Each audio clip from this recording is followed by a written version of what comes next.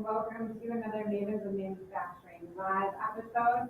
Super excited because as Stephanie said, we're doing a pop-up podcast at Eastern Michigan University, and I'm super excited. Today's episode is sponsored by Factory Fit, which is a manufacturing talent platform that combines the power of a talent network featuring over 400,000 skilled manufacturing pros and a recruiting platform built specifically for the manufacturing industry.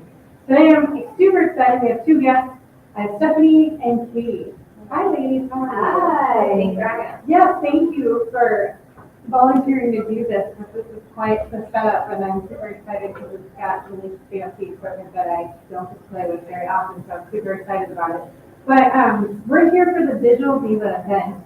So can you both kind of explain to me what your involvement is and how you got started supporting this event? Because this is really cool. And then I want to also explain what Digital Divas is. Oh, I guess I can take this one to start. Digital Divas is a conference for middle school and high school girls to get them excited about STEM careers: science, technology, engineering, mathematics. I've been involved with Digital Divas since 2012. 2011 we were planning, but that conference was in 2012. I was part of the original crew. I emceed the very first conference, so that was a lot of fun. We had about 300 for that conference. And according to BIA, we were supposed to have about 500 today. I don't know how those numbers actually shaked out. Yeah. So it's growing. It's still going strong. More than 10 years later.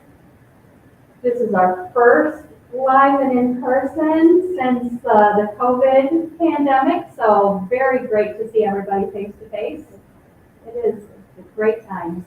We did a few virtual things. We did some videos, and then Stephanie and I got to do the Future Me TV show with partnership with Michigan Learning Channel and Detroit Public Television. So yeah, it's all about getting young women excited about STEM careers. Yeah, and I think it got started too. He was in charge of the education program at Michigan University. He goes around and he noticed that, hey, we had this education conference and there were people in the company who were not. So how do you get young women involved in these careers, STEM careers? Because it's so important to have diversity along gender lines, along racial lines, because each one of us comes from diverse backgrounds, and especially in manufacturing and making things, you can only make things based off of what you know, right? I would use the example with the young girls about the accelerator in the car, because most of us women think we're just explicitly in high school. We do it in theater to get all together, or have a class that we drive on people who can't, because we're college in a break when driving the car. And I say that because, like, every woman who I tell that to, they all shake their head. They're like, right, it's true. But men don't think about heels because their shoes are flat. So it's not something that they would consider. But if a woman was in the room having that conversation when that was being developed, then you probably would have better accelerator and braking pedals inside your vehicles. That's so true. I think that's a great point too, because I think it's not just, driving a car, but a lot of women who are in engineering and manufacturing have to walk the shop floor sometimes, depending on what their position is. So they don't want to wear these big clunky shoes. And one of the women that I know, her name is Anastasia, she actually created a steel toe fashion shoe for women. You need to get in contact. I'll have to I'll share her information with you, but now she's starting to work on clothes too, so she has a blazer that fits like your safety glasses, your earplugs, your ID stuff. That's so important because I get so frustrated. Like, we're not allowed to wear blue jeans, right? Yeah. But I will wear black blue jeans instead of black dress pants. And the guys look at me and I'm like, look, if I wear black dress pants, I have no pockets. I have no space to put, a lockout and tag out, key and, or safety glasses, or anything tools you know? Yeah. So, yeah. She developed a blazer, so I'll have to share her contact information with you, because they're awesome shoes too, I love how they look. In terms of this event though, like, so they did the morning sessions, which I was part of, thank you for inviting me, that was really fun, and I hope to inspire at least one girl that was in there. But then after that, they go into their breakout sessions. So how are these sessions like determined and scheduled out, and how do they select which ones they want to go to? So, each one of them, create a session for the girls, about something that they think would get them interested in a STEM or STEAM career. And, then all of the sessions are on the Digital website, and the girls get to go and read the synopsis about the session, and then choose the sessions they want to register for. That's really awesome. And then how many volunteers usually come back every single year? Do you have a set number, or do you take as many that come in?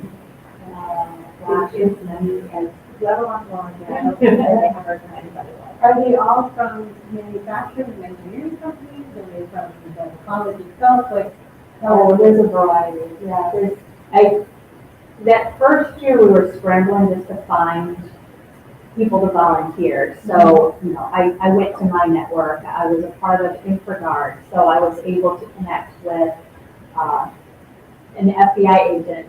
So InfraGard is, the focus is marrying the FBI with private industry to protect our critical infrastructure. So I knew an FBI agent through being a part of this organization. So they came in and did a breakout session. So it's just anybody that would grab the interest of the girls that falls in line. So obviously we have some manufacturing here. I'm from Lazy Boys, Stephanie from Promess. But we also have, So there's here, and there's a really nice video, and see on the street. that's awesome. We also have legislative and a lot to do with just technology and I just think that's information assurance. sure, yeah, my degree. I know. So how about each, because you both had led your own breakout session today, which was really, like, it was fun, both of them. So can you dive a little bit more into what each of you did for your breakout session? I'll go first. So we did a teamwork relay. Definitely we had a little bit of engineering and sort of towards computer technology built into it, but really the focus was on showing that when you're working in industry, it's always teams. You're working on small teams, and then there's that inner cooperation between the teams. Mm-hmm. So we started with an Easter egg hunt because, I don't know, I like Easter egg hunts. But that was my analog for going out and getting the stuff, getting the data, getting the materials, getting the whatever you need to make the business run. And within the Easter eggs, there were messages with cut into pieces. So they had to put the message together, and then they were encrypted.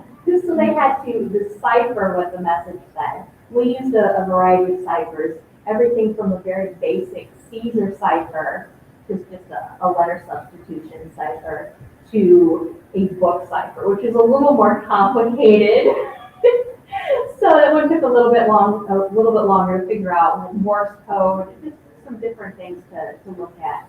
And then that message told them the materials that they needed to build, and they were building structures. Mm-hmm. So they got their materials, it was just these plastic poles, and then these balls with holes in them as connectors, so you can connect these poles together in different ways, and they were building structures that they could go inside of, so like little huts. This is a children's toy, but I think it's fun. I like it. I would play with it all day. So we definitely had some engineering going on with figuring out how to put these structures together, how to properly position the ball for the holes to line up just right to have the correct angle. And so I gave them directions on what to do, but then I said, now you get to have fun with it. So I popped back in there, and they had actually taken one structure and set it on top of the other to make a huge, huge mega structure. Super cool. And we have paper, like big butcher type paper and markers and scissors and tape so they can add walls and get really creative. So I can't wait to see the final product, to see the pictures and how it all turned out and how session 2 goes as well. That's awesome. I think, before you give your Stephanie, I think one of the things you said, you know, it's a toy. I like it, I think it's fun, but that's important, especially exposing younger kids who aren't in high school yet, who aren't even in school, getting them to start building things and being creative and using their imagination. I listened to a TED Talk presentation, and the girl said, she's like, you know, when I was going through engineering, I was having a hard time with facial recognition. And she's like, kids who grow up playing with like Legos or the Tinker Toys, she's like, they actually score higher on facial recognition versus kids that don't. So I think that's important that you brought that into your breakout session. What about your Stephanie? I was really excited because you got candy, and I'm a candy freak, so. So our son's a candy selection, and we broke the girls up into one of the four, where they were given the freedom to create and brainstorm ideas that machine that would choose would pick a candy and for me, it was a lot of fun, just watching the girls interact and how they brainstormed. Not a single table had the same idea. But the fun part, besides coming up with the machine, was that I had to then write a set of instructions. And after the hour was up, then they had to create a prototype, which I was really impressed that every single team gave a prototype from the Yeah. Then they had to talk to people, and they had to follow the instructions that the other team gave and try and recreate the I think that's really great. So being a technical writer, I think a lot of people take for granted how difficult it can be to write a set of instructions that you're sending out to a group of people without testing it first. Because if you don't include one of those steps, it can be really catastrophic. So I liked your breakout session just because it was interesting to see how they were processing the information while they were making the prototype and seeing like what sort of steps they were including, and if they forgot to include something, it was really cool. And they all made something completely different. None of them looked the same. And I love the fact that you actually use creativity in it. I think that females tend to be extremely creative and like to work in teams. Like that's just my observation in general. And they don't realize that when you get to be in manufacturing, you get to work in staff. There's this preconceived idea that you're in on an island, or that you're not on your own, and that is so untrue. It's probably one of the most creative jobs that I've had, because I have to think on my feet. I have to work with a team because I don't always necessarily know the answers, and I actually started out first on our software team before moving into my current role as an applications engineer and working with our customers.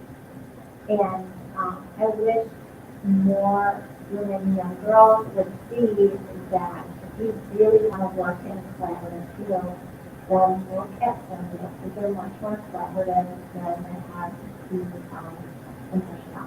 Yeah, I agree 100%. In terms of like the companies here within Eastern Michigan, why is it important for manufacturers specifically to support events like Digital Divas? What sort of, because you come from Promess, and you actually interned there, and you're an Eastern Michigan University alum. So how did you get exposed to that internship, and what are sort of some of the benefits for high schools coming here from the Digital Divas event, making connections with companies like Promess?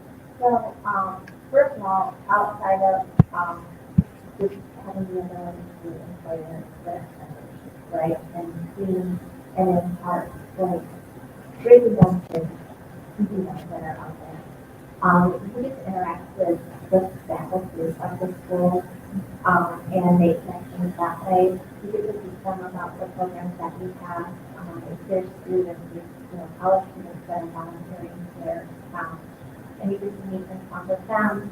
And at Promess, we have a very strong internship program. About 30% of our full-time employees started out as interns, and 10% of our leadership You told me started out that, as interns. you told me that when we went out to dinner, and I was super impressed by that number. That's really, really awesome. And you also have a low, turnover rate too, like you have a higher retention. Under 10% turnover, even right now. That's Like, really cool. It's, we've definitely a more difficult year this year, just because of the way the employment practices or skill gap is. And we had to take a step back and go, is it something that we need to improve, or is it just the content right now? Because it was happening for us, and we don't lose more than 1 people a year. That's pretty good. How about you, Katie? Like, in terms of this event, how has it helped Lazy Boy in recruiting the next generation? So we're newbies to Digital Divas. I've been involved with Digital Divas, but I've only been with Lazy Boy for the last 2 years. Okay. So we did film my segment of The Future of Me at Lazy Boy headquarters, so that was awesome. But they're just starting to find out more about Digital Divas, and I can't wait as we continue that partnership to see where that goes. The headquarters is interesting. So it's almost like it's in the middle of nowhere, Michigan. Monroe is kind of small, and unless you know it's there, you wouldn't know it's there. So it kind of is a hidden gem in the center of Michigan. We employ a lot of people in the community, but not necessarily in more technical roles. I think that this is a great opportunity to help Lazy Boy see all the great talent and connect to the great talent that is in Michigan, in this area that comes out of Eastern. So we're at the beginning of our journey, and I can't wait to see where it goes in the future. That's one thing that I found interesting too, is there's a lot of, like, you both were here, and then Meaghan was here. So there's a lot of alums coming back and helping the community, which is really refreshing, and I think that's a good thing to touch on too. For us to actually do something about this workforce problem, we really need to be proactive and get in front of the next generation talent. Yeah, because, kids come out of college, or students who come out of high school going to college, they already have preconceived ideas of what they want to go to school for. And that was something I learned with my daughters. Both of my daughters have gone through the program, and I thought, they found their own path, so that's good too. But at least I had the confidence, like when they made the decisions about what they wanted to do in their life, they had been exposed to other ideas. And even when my oldest went to college for the first time, and we were walking the campus, if you had kids who've gone to college, they have like a welcome day when you go before you get all settled into your dorm, and they show a lot of those different majors and things like that. And even for as much as she's gone to Digital Divas and been exposed to that time, when we went there, even her eyes opened a little bit more. She's like, well, what is this major linguistics? Like, why would somebody go into linguistics? Yeah. We had a whole conversation about, theory and lexicon, and, you have a lot of computer science majors have a minor in linguistics because that's how you get your text to talk speech. Yeah, that's a good point. I think what's interesting with your story though, too, Stephanie, is you switched careers.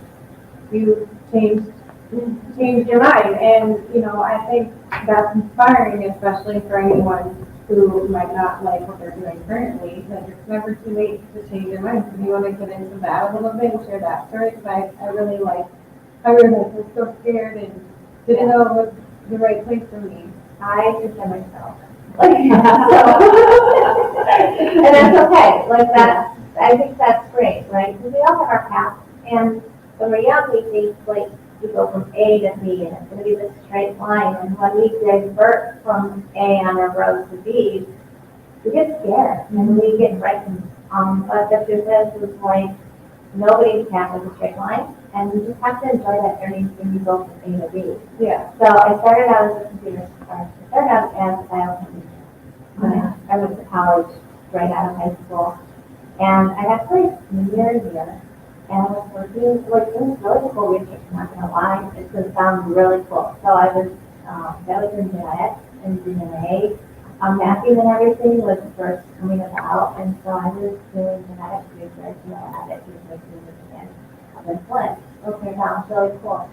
So there's a lot of titration. Do you remember that from high school? Yeah. Yeah. Oh, my God, I'm sorry. And I was in like this little lab all by myself, and it slowed me down. Like, I'm a very social being. I love people, I love to talk. And I'm like, oh my God, I can't do this. Yeah. I don't know what I want to do. So I left. My parents, like, they were English. I think every year my dad asked me, what do you think of school? What do you think I want to be when I grow up? Right. Yeah, right. I had kids. I worked for a company that did startup technology marketing. Most of our companies do things like email archiving, TV and technology. So when I was sitting on these webinars and things were talked to us, that's what they did. But I did explain it, and I'm sure it's better in conversation about it. And the guy that we hired with a degree, who was supposed to be teaching my team this technology, this, I was like, hey, maybe it's pretty good at this, maybe it's pretty like that. And so, I found here in Michigan, and I had a degree in computer science, and I just love computer science. I worked at Promess for 7 years as a software engineer, because every aspect of software engineering is considered the programming, and the research, and the project management, and the help developing the value system. And so, that was one of the things I wanted to do in this application. Yeah. I just love being in the plant and seeing everything that was being made, looking and working with the customer who are making themselves, and using our technology to do something.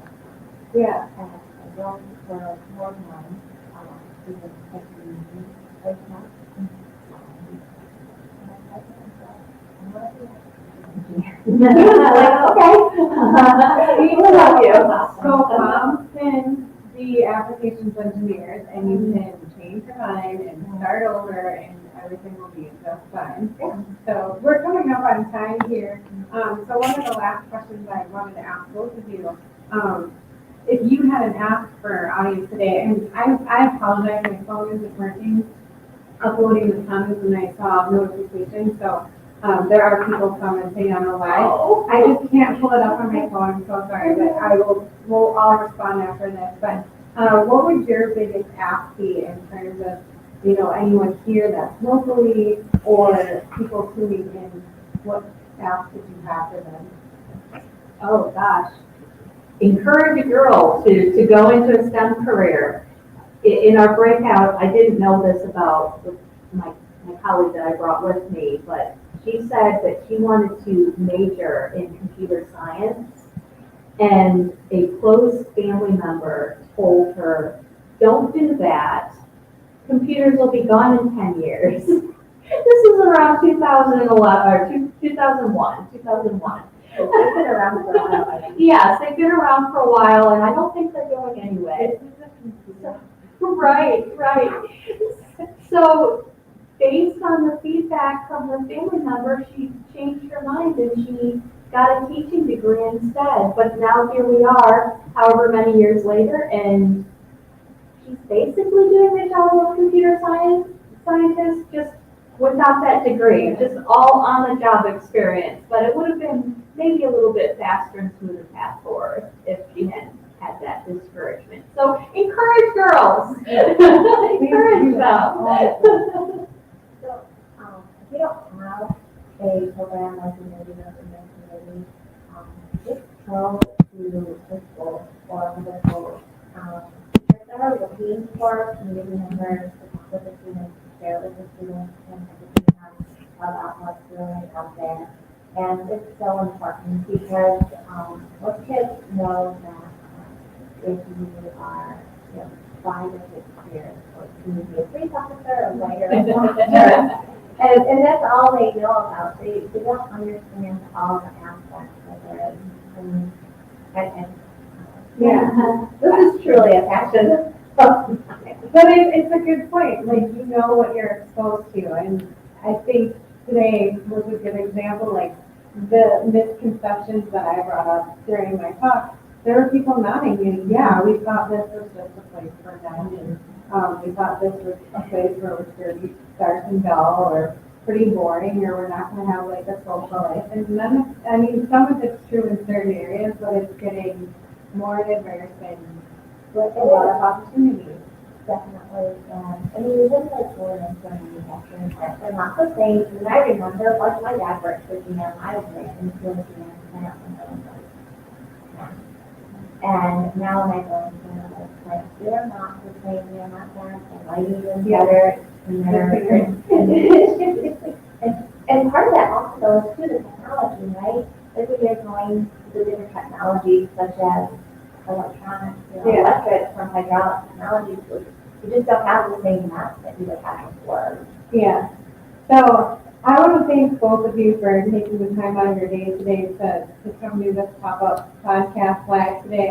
This was really fun, and I guess I have plans now to want to do more of these. So thank you for that inspiration. And to anyone tuning in, for those of you who are complaining about the workforce and saying that you can't find the talent, I just stood in front of 500 high school girls who are very much interested in STEM, and they were excited in all of the activities that they were doing here, and they were engaged and they were listening to all of the speakers. So they are listening to the people that talk to them. So I think that's a good message for all of you out there, that if you're not being proactive, now is the time to start, because there's so many girls here that want to be part of the sector, but they just might not know how or know what's out there. So if you want to find out more information about Digital Divas, where should they go? So Eastern University, Digital Divas. Awesome. Well, thank you both again for joining in. Thank you for all of you who are tuning in. Again, I'm sorry that I couldn't pull up your comments or questions. We'll get to those after this episode. Thank you to Factory 6 for sponsoring. Make sure to tune in again next week at 11 noon Central Time for another episode of Mavens of Manufacturing. Have a great weekend, everyone. Bye. We know hiring quality manufacturing talent isn't always easy, and that there can be a lot of moving parts. That's why Factory Fix is introducing a powerful new tool, Talent Text. No more candidate no-shows. Talent Text allows you to connect with candidates up to 5 times faster than you or even the best recruiter can. Job openings happen overnight. Candidates fall by the wayside and emails get buried and forgotten. Through 3-directional chat, Factory Fix Talent Pros help put you in the hand of a highly skilled worker within seconds. Find quality faster at factoryfix.com.